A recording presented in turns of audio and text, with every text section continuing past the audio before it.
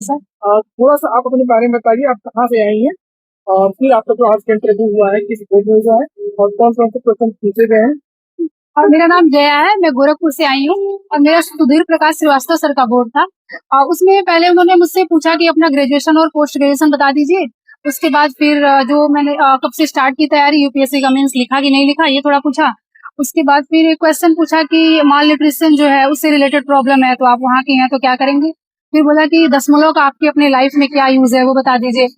और एक क्वेश्चन पूछा कि जो टोटल फर्टिलिटी रेट कम हुई है वो कहाँ पे, मतलब उसका क्या प्रभाव पड़ेगा। तो आपने आंसर राइटिंग का प्रयास कैसे किया था अभी?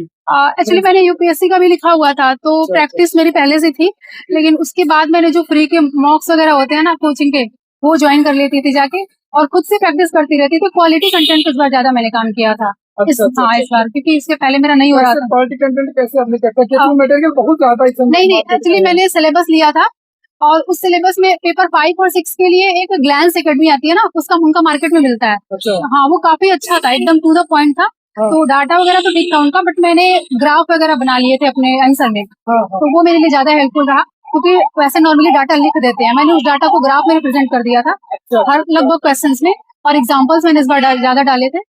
तो एमके यादव सर का एक आता है, तो मैंने उनका जो पीवाईक्यू सोल्यूशन होता है वो 5 पेपर का 6 पेपर का ले लिया था। तो उनके कंटेंट को वहां से निकाल लिया, टॉपिक वाइज बना लिया, फिर उसके बाद यूज कर लिया था हर क्वेश्चन में।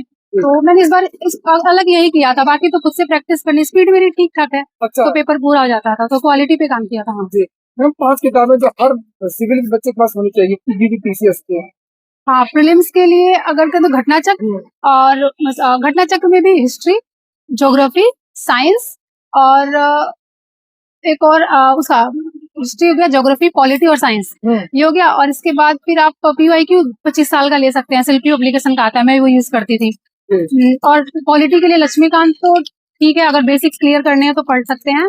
बाकी हिस्ट्री के लिए एनसीईआरटी दोनों 11 और 12 की वो सही होती है। और इसके अलावा करंट के लिए मैंने इस बार जो पढ़ा था वो क्या बोलते हैं इसका, घटना चक्र को जो आता है लास्ट में 20 दिन पहले उनकी आती है, वो मैं पढ़ती हूँ। बाकी डेली न्यूज़पेपर तो पढ़ती रहती थी। हाँ, यूपी स्पेशल के लिए भी घटना चक्र का मैंने लिया था, पीटी के लिए तो वही लिया था और मेंस के लिए वो ग्लैंस एकेडमी का नोट्स ले लिया था। और आपके यहाँ पर कौन सा प्रयास था? ये मेरा थर्ड था, इससे पहले 2 पीटी नहीं हुआ था, इस बार पीटी मेंस इंटरव्यू आया। बहुत बहुत धन्यवाद, शुभकामनाएं। Thank you sir.